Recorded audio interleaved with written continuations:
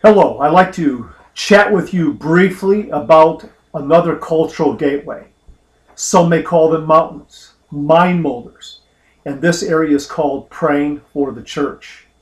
As we gauge in a watch of the Lord, some of us, again, have been called to pray for specific areas. And one of these areas, again, is the church. We have seen that the church is being challenged throughout history.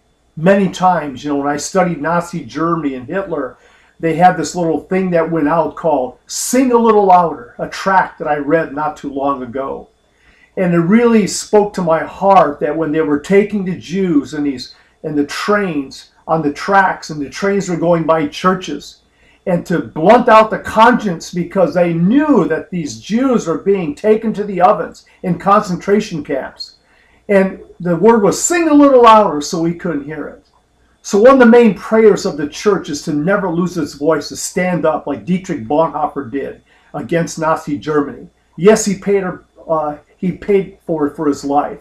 But God is calling us, first of all, as prayer burns up the mountain, the church mountain, that church cultural gateway.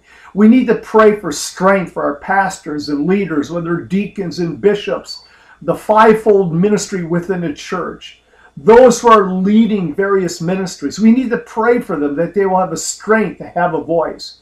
Because if the church loses its voice, a country will lose its foundation that it's based on. America has a Christian heritage. So this prayer guide in this section is just given to you to help you along. You may not even need a prayer guide. You may be one who prays spontaneously. Some people do need lists. So I ask you, look at these prayers in agreement. Call them out, whether in your quiet times. You could be pacing the floor. Run them off. Copy these things. And you could be walking in the woods along your side street where you live on, wherever may you occupy where God has called you to. And you can call out these prayers as you read them. But read them with a heart. Because, our church leadership, the churches are under great pressure.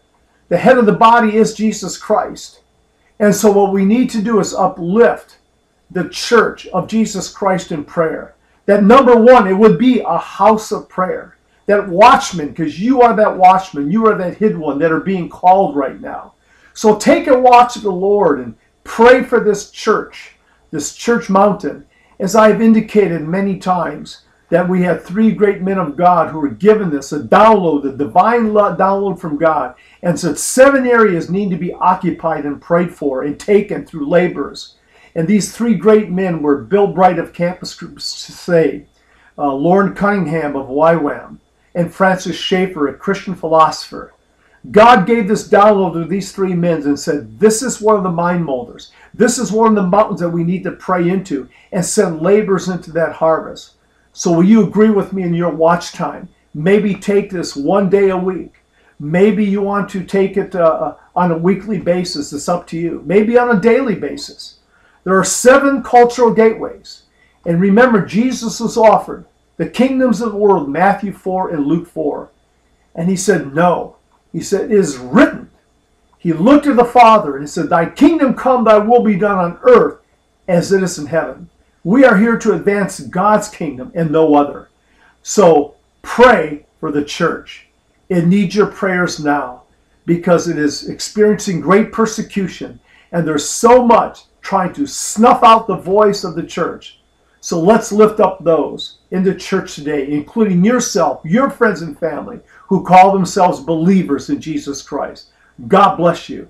I hope this prayer guide will help you.